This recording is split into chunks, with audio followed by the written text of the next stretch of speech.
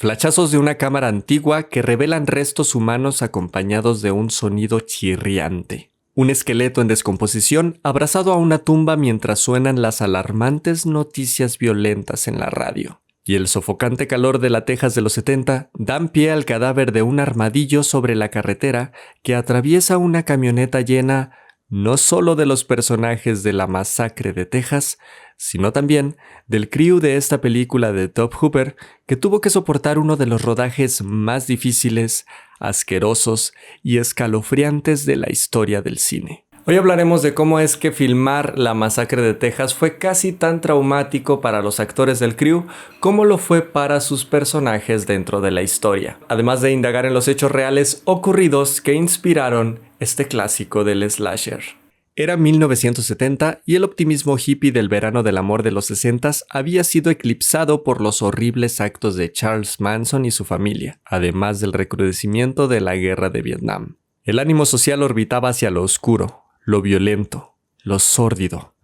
Y el cine no era la excepción. En 1968 se estrenó La Noche de los Muertos Vivientes de George A. Romero, una película que mostraba al prójimo como el enemigo, pero no desde una perspectiva de monstruo europeo, fantástico y sobrenatural, sino más bien desde el realismo, la crudeza y lo visceral. Los cineastas de esa época estaban interesados en atacar culturalmente a la idea del sueño americano en decepción a sus falsas promesas, y uno de los géneros que más facilitaba esta premisa era sin duda el terror.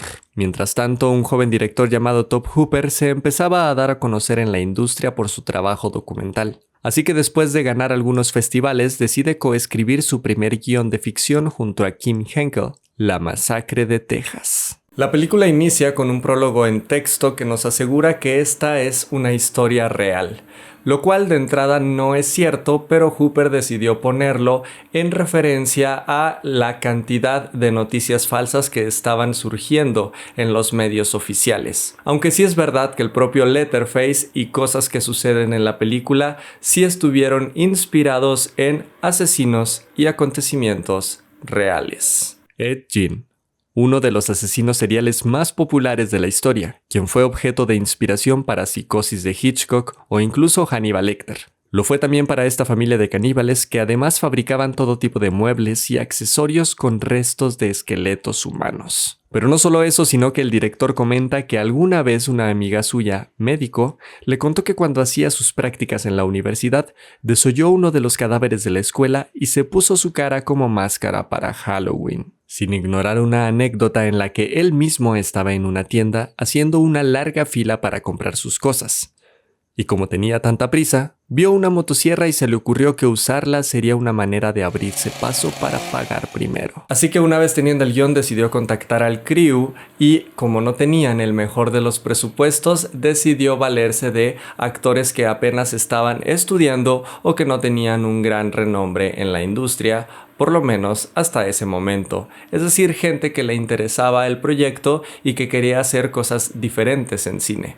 La historia de 5 jóvenes que emprenden un viaje en las carreteras de Texas. Sally, Jerry, Pam, Kirk y Franklin, quienes van al cementerio para ver si la tumba del abuelo de Sally y Franklin sigue intacta, pues se había popularizado la noticia de un hombre que profanó las tumbas de ese cementerio para hacer la escultura que abre la película. Después de darse cuenta de que todo está en orden, menos la estabilidad mental de los habitantes de ese pueblo, emprenden de nuevo el viaje para buscar ahora la casa de sus abuelos. Pasan por un matadero y empiezan a tener una de las conversaciones más interesantes de la película sobre la violencia contra los animales y la industrialización de la carne. Poco después se encuentran con una persona varada en medio de la carretera que pide un ride, y como si no hubieran suficientes películas de terror que explican por qué no debemos de pararnos, se detienen. Aunque en su defensa, esta película fue de hecho la pionera en cimentar este miedo en la sociedad, así que lo vamos a pasar por alto.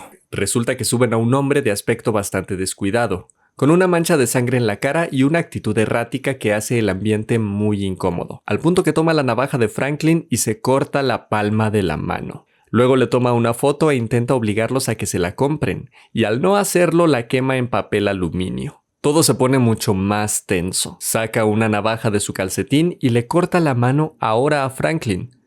Lo sacan de la camioneta y él escribe un mensaje con su sangre en la puerta lateral. Para lograr esto, Top Hooper tomó las carreteras de Texas con 40 personas de crew, $60,000 de presupuesto y una camioneta, lo cual era muy poco, por ejemplo, para cubrir las exigencias del vestuario. Por lo cual, los actores tuvieron que estar durante 5 semanas con la misma ropa llena de sangre, sudor y vísceras reales sin poder lavarla para mantener la continuidad. Además, bajo el sofocante calor de Texas que se puede sentir incluso en la película. Los actores han comentado que había una ola de calor en ese tiempo con picos de hasta 48 grados. Y aún así, tenían que grabar 18 horas diarias los 7 días de la semana. Y todo esto rodeados de cadáveres y esqueletos de animales reales que se pudrían con el calor porque era más barato que conseguir props. De hecho, aseguran que después de cada corte de escena, salían del set corriendo para vomitar. Y es que regresando a la trama, el horror apenas estaba comenzando porque este grupo de jóvenes no se detendría por el miedo que tendrían de que les volviera a aparecer este sujeto y entonces se acabaron la gasolina. Llegaron a una gasolinera pues ya se les estaba acabando el combustible.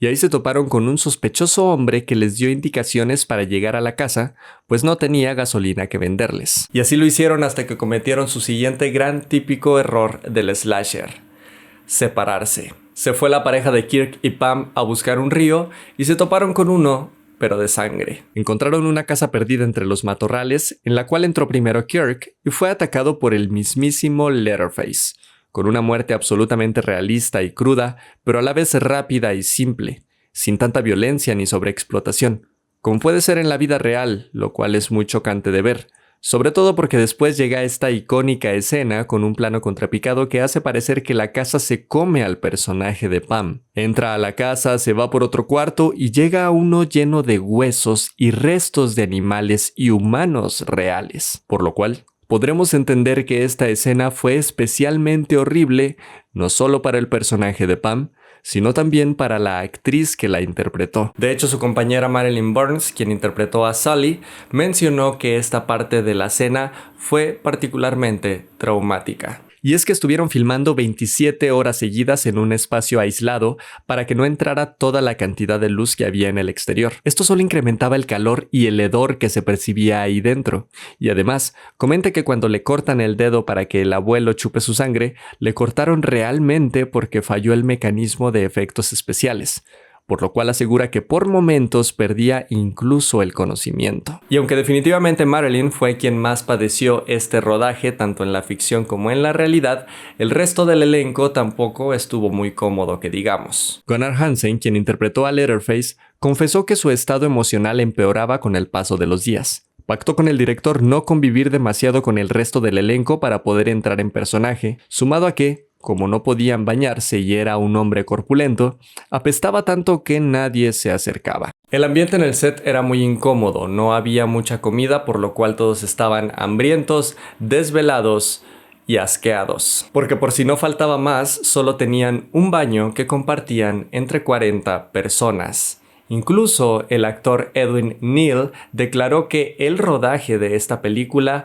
fue peor que su experiencia en la guerra de Vietnam. Y es que después de que Leatherface atacara a Kirk y a Pam, iría por el resto de los jóvenes que estaban cerca. Primero se encargó de Jerry, luego de Franklin, y el resto de la película es Sully intentando escapar no solo de este bebé violento gigante, sino también de sus otros 2 hermanos quizá todavía más locos que él. La cosa es que después de un rodaje tan caótico, uno esperaría por lo menos cosechar los frutos de toda esa sangre, sudor y lágrimas lit, pero no fue así. A pesar de haber tenido un estreno muy exitoso, como al principio era una producción sin mucho presupuesto, los actores firmaron no cobrar sino solamente las regalías, pero como casi todo se lo quedó la productora, no les tocó prácticamente nada a los actores. Eso no invalida que La Masacre de Texas se volvió en un clásico del cine de terror.